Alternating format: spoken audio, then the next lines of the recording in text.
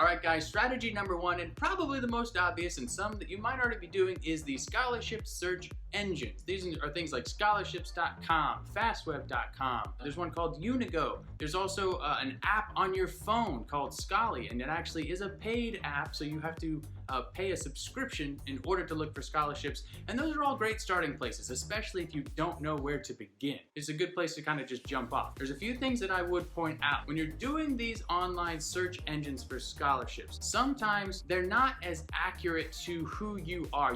Some of them don't really even ask for a lot of information, and some of them ask for a lot of information to create a profile or other stuff, but then the scholarship searches that they result for you don't always match what you put in that well. Just be careful. Some of them work better than others, but again, you'll find scholarships on there, and by all means use them to find some scholarships because you can get money. One thing I would caution is on these platforms there's often a type of scholarship called a sweepstakes scholarship. This is basically like the lottery, all right? You're just filling out some contact information for who you are, submitting it to them, and then you're just thrown in a list, and then somebody's gonna win $5,000. Well, guess what? That somebody's not gonna be you. I can almost guarantee it. Sometimes these lists are just mining your information. What does that mean? It means that they're actually just creating contact lists that they're gonna sell to advertisers, and then you begin to get a lot of spam emails to buy products and services. So if you don't wanna get a bunch of spam, I would steer clear of the sweepstakes scholarships. Strategy number two is, you might have guessed it, just searching Google. All right, but here's the thing. You can't just put into a Google search bar scholarships and expect to get things that apply to you specifically. You will literally get millions, tens of millions, hundreds, I think, of millions of responses to just scholarships in a search bar. You gotta dig down and get specific to who you are. All right, so that means if you're a male,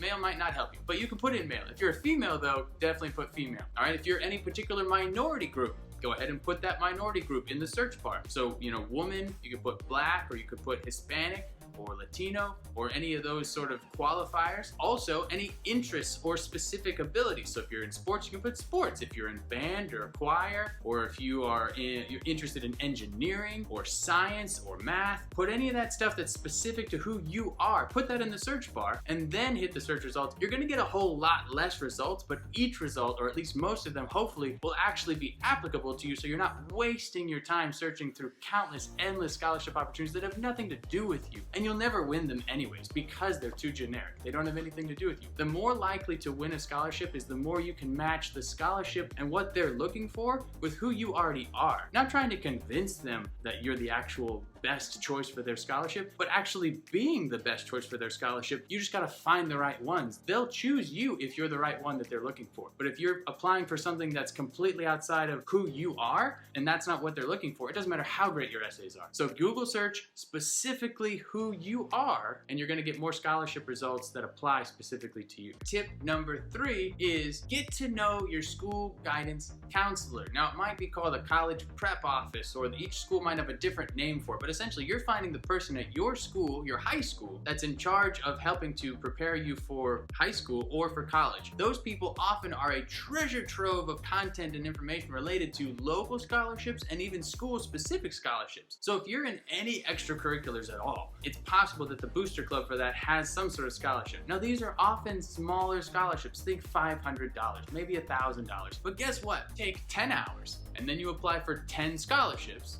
and you only win one of them.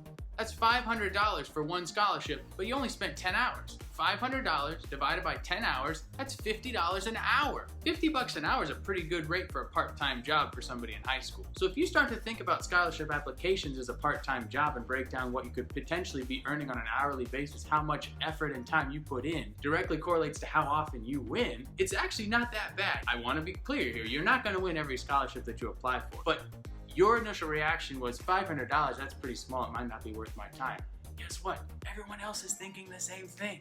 So if everybody thinks it's not worth their time, you might be thinking there's gonna be 100 applicants, there might be 3, there might be 5. You might be competing against no one. You might have been the only application, so you just got $500 for free. Any small scholarships, everybody else is thinking that it's small too. That means there's less competition for the small ones. Your guidance counselor is going to know where to find these, most likely. And it's possible if you're at a bigger school, there might be more than one guidance counselor. Let's just say not all guidance counselors are created equal. I understand that, people are people. Maybe yours isn't particularly knowledgeable in that particular area. You can talk to other guidance counselors. There's no rule that says you can't talk to the other guidance counselors.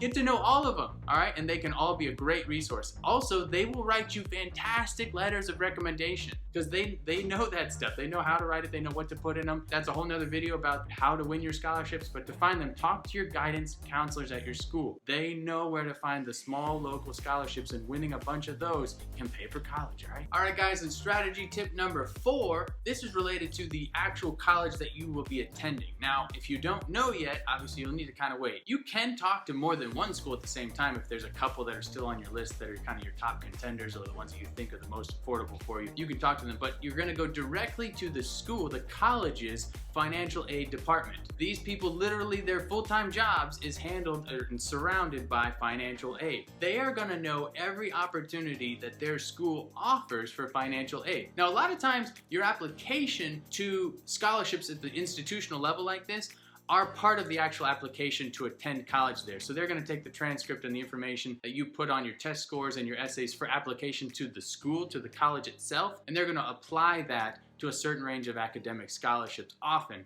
And there may be some that you automatically qualify for and you're gonna get awarded those scholarships. But there are a host of departmental scholarships and other scholarships available to you that might not be part of the actual school application process. You may have to do an additional application. My brother, I know, got a scholarship in the same process of taking on a minor in leadership, and he got a scholarship from that department. So there are specific departmental scholarships that are available, some of them huge, half tuition. That's huge, all right? Not all of them are that big, but they're out there. If you stop searching for scholarships after your initial application in high school, and you're just like, well, I got what I got, and that's it. No, there's more money out there. Keep searching, all right? Keep searching.